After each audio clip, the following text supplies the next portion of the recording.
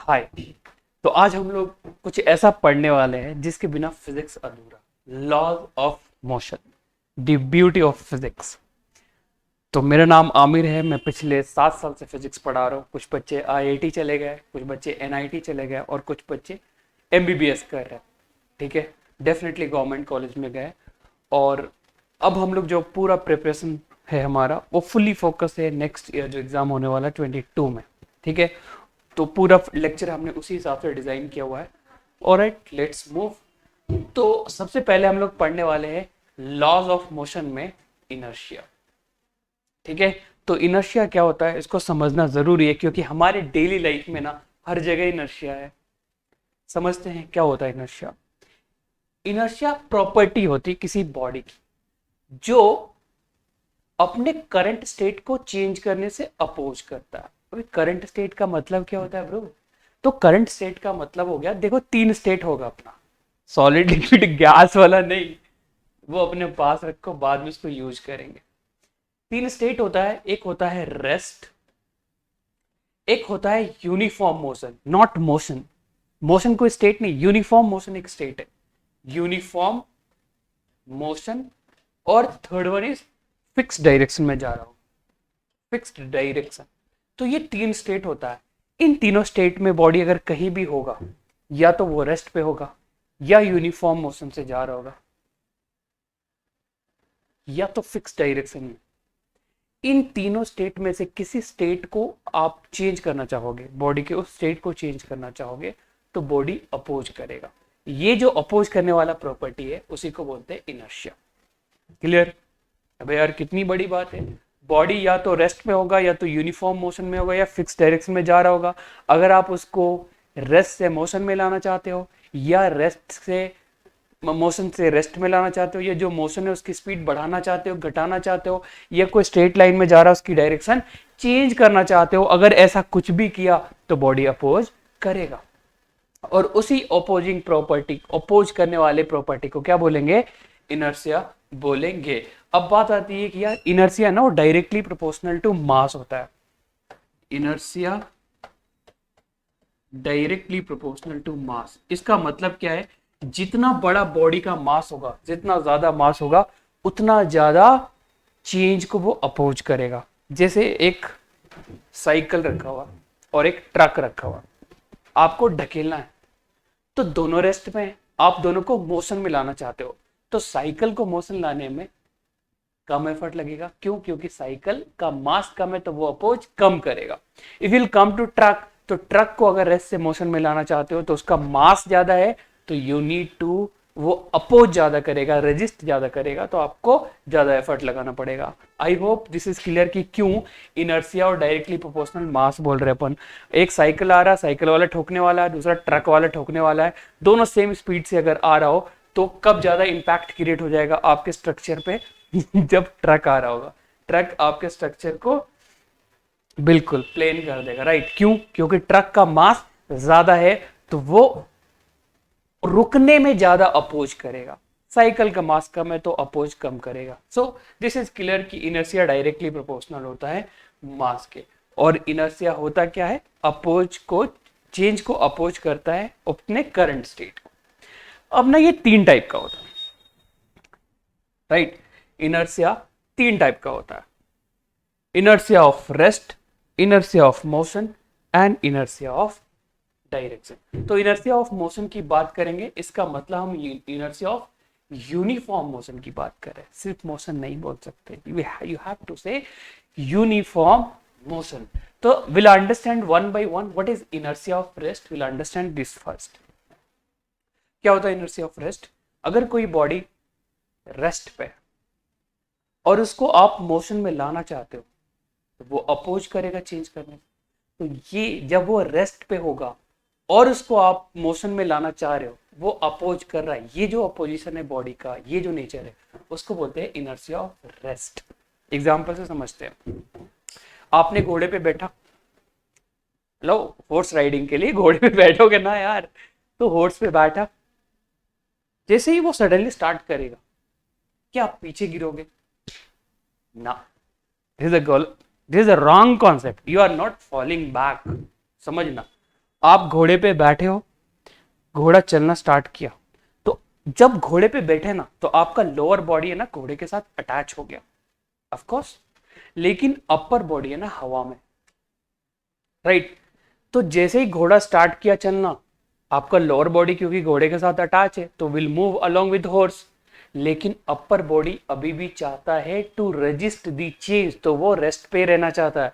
तो होता है क्या है कि लोअर बॉडी घोड़े के साथ चला जाता है, अपर बॉडी वही रह जाता है। आपका लोअर बॉडी आगे गिर रहा है, आगे भाग रहा, आप पीछे नहीं गिर रहे हो। Are you getting? वो वहीं रहना चाहता है जहां पे वो था। यही तो इसकी प्रॉपर्टी है, इनर्शिया ऑफ रेस्ट यही तो बोलता है कि भाई मैं अपने स्टेट को चेंज नहीं करना चाहता, तो वो वही रहना चाहता है, लोअर बॉडी आगे चला जाता है, right. This is example of inertia of rest. I hope आपको समझ में आया, ठीक है। सेम केस, इफ अगर आप गाड़ी में बैठे हो तो गाड़ी में बैठते ही आपका लोअर बॉडी सीट के साथ गाड़ी बन जाता है, तो गाड़ी जैसे स्टार्ट करता है आप पीछे नहीं गिरते हो, लोअर बॉडी आगे चला। This is second example of inertia of rest. I hope this is clear, right. Now will move for inertia of uniform motion. समझना बड़ा इंटरेस्टिंग, क्यों सीट बेल्ट का यूज होता है मैं बता देता हूं। इनर्शिया ऑफ यूनिफॉर्म मोशन, आपका गाड़ी यूनिफॉर्मली जा रहा था, या मान लेते हैं आपका गाड़ी चल रहा, ठीक, मैं सीट बेल्ट वाले पे आऊंगा बट नॉट नाउ। आपका गाड़ी चल रहा है, you have to get down from your gaadi, चलो बस है, बस से उतरना है अभी आपको, स्लो हुई है, रुकी नहीं है, तो आप जैसे पैर रखते हो थोड़ा भागना चालू करते हो। अबे भागते हो ना यार, ऐसा थोड़ी कि चलती गाड़ी में ऐसे जंप करके खड़े हो गए। You are not Rajinikanth bro, only Rajini can do this. तो क्या हुआ, जैसे आपने चलना स्टार्ट किया, गाड़ी चलना स्टार्ट किया, आप भी चले, तो गाड़ी के पास क्या है, इनर्शिया ऑफ मोशन, तो आप उसके साथ हो तो आपके पास क्या है, इनर्शिया ऑफ मोशन, तो आप रेस्ट में आने से अपोज करोगे। तो जैसे ही आपने जंप मारा, आपका पैर जमीन में टच हुआ, जमीन में रेस्ट पे था, आप भी, आपका पैर टच होते ही रेस्ट में आ गया। अगर आप नहीं भागते तो क्या होगा, जैसे ही आप जंप किए, आपका पैर जमीन के कांटेक्ट में आया, जमीन रेस्ट पे था, कांटेक्ट में जो पैर आया वो रेस्ट पे हो गया, लेकिन पूरा अपर बॉडी की टेंडेंसी क्या है, इनर्शिया ऑफ मोशन को मेंटेन करना। तो अपर बॉडी आपका आगे भागना चाहेगा यार, लेकिन लोअर बॉडी जो पैर है वो रेस्ट में आ गया है, तो आप ऐसे गिर जाते हो। इसलिए आप कोशिश करते हो कि जितना अपर बॉडी का मोशन है उतना लोअर बॉडी को दे दो ताकि आप गिरे नहीं। That's why when we jump from the bus and all we used to run. Okay, I hope this is clear. बड़ा इजी है यार, फिजिक्स डिफिकल्ट नहीं है, पढ़ाने वाले आपको मिले नहीं। Now we'll come to seat belt का क्या काम है ब्रो। तो आपने, आपकी गाड़ी चल रही थी, सीट बेल्ट लगाया हुआ था, आप भी चल रहे थे, जितना गाड़ी से मोशन था उतना आपका ही मोशन था। सडनली गाड़ी रुकी, राइट, तो जितना कुछ गाड़ी का था सब रुक गया क्योंकि सब एक दूसरे से अटैच। लेकिन आपका बॉडी अभी भी मोशन में रहना चाहता है, पहले भी मोशन में था, तो आप आगे भाग जाते हो। भागते क्यों, क्योंकि आपके पास इनर्शिया ऑफ मोशन को मेंटेन करना है, आप उस चेंज को अपोज करना चाहते हो। जो चल रहा था वो सडनली रुक गया, उस रुकने को आप अपोज करना चाहते हो, तो आप भागना चाहते हो। अगर आपने सीट बेल्ट नहीं निकाली, नहीं लगाई, तो वो डेफिनेटली भागोगे, God bless you, but you need to use to get the help from this inertia of motion. हम इनर्शिया ऑफ मोशन को अपोज करेंगे, समझ गए, ताकि सीट बेल्ट मेरा लगा रहे और मैं सेफ रहूं। आई होप दिस इज क्लियर। बड़े प्यार से पढ़ा रहा हूं और वही पढ़ा रहा हूं जो आपके भेजे में आ रही होगी, और ये चीज डेफिनेटली आई होगी। Alright, now we'll come to inertia of direction. क्या होता है ब्रो, तो हर बॉडी की टेंडेंसी होती है फिक्स डायरेक्शन में जाने की, अगर आप उसको चेंज करने की कोशिश करोगे तो वो अपोज करेगा, राइट। क्लियर, समझना। आपके पास मान लो हैंकी है, हैंकी मतलब वो रुमाल, मैं नहीं रखता हूं, पर अगर आप रखते हो तो उसको कभी ना कभी खुद से धोया होगा। वैसे जनरली आप लोग खुद से धोते नहीं हो, पर लेट्स अज्यूम कि आपने धोया, तो हैंकी को धोने के बाद क्या करते हैं, ऐसे ड्राई आउट करते वाटर, ठीक, फिर ऐसे पकड़ते और ऐसे झाड़ते। ऐसा हमने क्यों किया, अरे what is logic behind this यार, ऐसे करने से हुआ क्या, तो हुआ ये कि जब आपने ड्राई आउट आउट किया वाटर को, खोला उसको और ऐसे लेके गए, जब आप ऐसे लेके गए तो आपका रुमाल ऐसे गया, जब रुमाल ऐसे गया होगा तो उसमें जो पानी की बूंदें हैं वो भी ऐसे गया होगा। ये सुनो, तो जब ये गया तो वाटर ड्रॉपलेट्स भी गया होगा, लेकिन यहां जाने के बाद आपने डायरेक्शन चेंज कर दिया, लेकिन जो वाटर की बूंदें थी अभी भी उस डायरेक्शन को मेंटेन करना चाहता है, तो after this your cloth will change its direction, लेकिन पानी बाहर। भाई लॉजिक लगाया यार, जिन्होंने कपड़ा सिखाया पहली बार ऐसे किया होगा, क्या लॉजिक लगाया, पर वो इनर्शिया ऑफ डायरेक्शन से कपड़े से पानी निकाल रहे हैं। भाई पहले के जमाने के लोग बड़े इंटेलिजेंट थे यार, हम क्या ये मोबाइल में ऐप सही से नहीं हो रहा हमसे, right?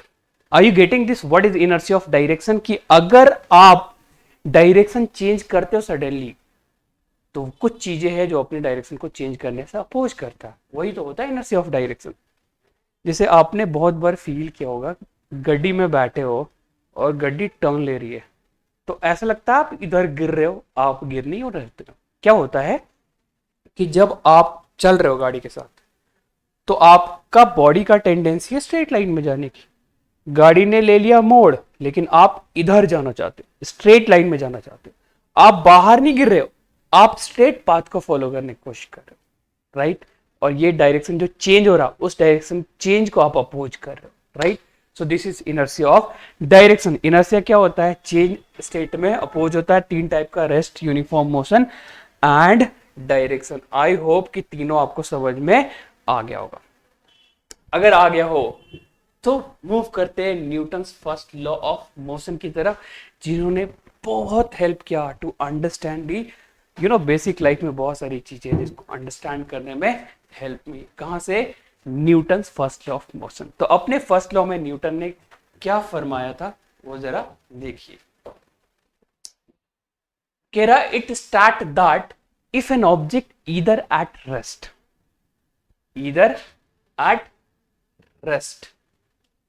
or in uniform motion or moving in a fixed direction, तो अगर ऑब्जेक्ट या तो रेस्ट पे होगा, या तो यूनिफॉर्म मोशन में होगा, या फिक्स डायरेक्शन में जा रहा होगा, will not change its current state until and unless an external unbalanced force is not applied।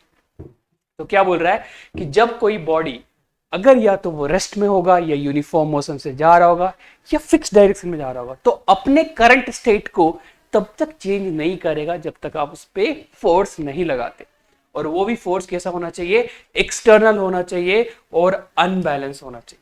ठीक है, एक्सटर्नल और अनबैलेंस होना चाहिए। Why external, why not internal, why unbalance, why not balance? ये समझने वाली बात है कि हम बैलेंस फोर्स क्यों नहीं ले रहे, अनबैलेंस क्यों लिया, हम एक्सटर्नल क्यों ले रहे, हम सीधा सीधा इंटरनल क्यों नहीं ले सकते। तो पहले स्टेटमेंट को समझिए कि आप किसी भी बॉडी का स्टेट चेंज करना चाहते हो, आपको फोर्स लगाना पड़ेगा। अब बात आती है फोर्स होना चाहिए तो एक्सटर्नल होना चाहिए प्लस अनबैलेंस होना चाहिए। तो इस चीज को थोड़ा समझते हैं कि why not internal and why not balance. तो बच्चे पहले इस वर्ड को क्रैक करते हैं कि बैलेंस फोर्स क्यों नहीं। तो बैलेंस फोर्स ना ओनली आपके बॉडी के शेप को चेंज करेगा। जैसे आप एक स्प्रिंग लेते हैं और एक तरफ से फोर्स लगाते हैं तो स्प्रिंग आगे बढ़ जाएगा। हमने स्प्रिंग यहां रखा, फोर्स लगाया, आगे बढ़ गया। हमने एक काम करा, इधर से लगाते, ये हटाओ, इधर चला जाएगा। ऑलराइट, दोनों तरफ से लगाते बराबर, छोटा होगा। Are you getting? क्यों? क्योंकि जब बैलेंस फोर्स लगाते हैं ना तो बॉडी का शेप चेंज होता है, वो उसको एक्सेलरेट नहीं करा सकता, उसके स्टेट को चेंज नहीं कर सकता। ब्रो कैसे करेगा? अपने खोपड़ी को दबाओ, हिलाना भी, कोई डांसर है तो इधर करेगा तो इधर, इधर करेगा तो इधर, खोपड़ी को दबाएगा दोनों साइड से तो किधर भी नहीं जाएगा ना ब्रो। तो नहीं जाएगा, क्यों? क्योंकि बैलेंस फोर्स है। तो बैलेंस फोर्स स्टेट को चेंज नहीं कर सकता, इसलिए अनबैलेंस। तो वाई एक्सटर्नल, इंटरनल क्यों नहीं? तो अगर मेरे जैसे टीचर से पूछा जाए तो मैं अपने बच्चों को बोलूंगा आओ बैठो, कार में बैठाया मैंने, चाबी ले ली, चाबी मेरा, मैंने बोला चलाओ, ढकेलो इसको, बढ़ाओ जैसे बढ़ा सकते, सबको अंदर डाल दिया, बाहर कोई नहीं, देखो बाहर होगा तो गाड़ी को ढकेल सकते हैं, अंदर बैठा के ढकेलो तो बहुत कूदाफानी करोगे ना तो थोड़ा सा हिला लोगे, लेकिन सेंटर ऑफ मास चेंज नहीं होगा। तो इंटरनल फोर्स ना कभी भी सेंटर ऑफ मास को डिस्प्लेस नहीं कर सकता, समझ गए? डिस्प्लेस नहीं होगा तो बॉडी आगे अपने स्टेट को चेंज नहीं किया, वो चेंज करने के लिए हमें किसकी जरूरत पड़ती है? External and unbalance. That's why अब पूरे चैप्टर में हर जगह जरूरी नहीं कि एक्सटर्नल अनबैलेंस बोलेंगे, अभी मेरे को समझ में आ गया तो फोर्स बोलो डायरेक्ट। क्लियर है? डन। तो Newton's first law of motion में ये चीज हुई थी, क्या हुई थी कि अगर कोई बॉडी अपना स्टेट को चेंज करेगा तो you need to apply unbalance external force, नहीं तो वो बॉडी आगे अपने स्टेट को चेंज नहीं करेगा। अब बात आती है ये क्वालिटेटिव नेचर ऑफ फोर्स को बताता है। न्यूटन अपने फर्स्ट लॉ में क्वालिटेटिव नेचर ऑफ फोर्स को डिफाइन करता है। What is the meaning of qualitative nature of force? जैसे न्यूटन ने बोला भैया ये रेस्ट पे है, इसको मूव कराने के लिए फोर्स लगेगा कितना, ये तो बताया ही नहीं। समझो बात को ब्रो, मेरे को उखाड़ के ले जाने के लिए फोर्स चाहिए, कितना चाहिए ये तो बताया ही नहीं। तो फर्स्ट लॉ ऑफ मोशन में क्वालिटेटिव नेचर के बारे में डिफाइन किया गया कि you need to apply force, but कितना ये नहीं। That's why qualitative nature of force को डिफाइन किया बस, कि आपको लगाना पड़ेगा फोर्स। राइट, मूविंग फॉरवर्ड बच्चों। तो देखो आगे कुछ है, हाँ यस, लीनियर मोमेंटम सबने पढ़ा होगा। लीनियर मोमेंटम क्या होता है? तो देखो अगर आप लीनियर मोमेंटम ये पढ़ोगे कि product of mass and velocity is called linear momentum, तो this is time to grow your knowledge now. किसी बॉडी के पास मोशन है, कोई बॉडी मोशन पोजेज कर रहा है तो दैट इज कॉल्ड, उसके पास मोमेंटम है, लीनियर मोमेंटम है। तो अपन क्या बोलेंगे? The motion possessed by body is called linear momentum. Yes, formula is momentum is equal to mass into velocity. ये याद रखना आप। ये वेक्टर क्वांटिटी होता है, एसआई यूनिट इसका मीटर पर सेकंड होता है, सीजी यूनिट सेंटीमीटर पर सेकंड होता है, और डायमेंशन होता है एलटी माइनस 1। तो इस लेक्चर में इतना ही। नेक्स्ट क्लास में मैं क्वेश्चन स्टार्ट करूंगा लीनियर मोमेंटम और चेंज इन लीनियर मोमेंटम का, फिर सेकंड लॉ में अपन जंप करेंगे। आई होप क्लियर हो। अगर आपको कुछ भी प्रॉब्लम आए you can type a comment and लिखो, जो भी चेंज चाहिए you can write there. We are available 24/7। Alright, thank you so much. We are team new. Thank you.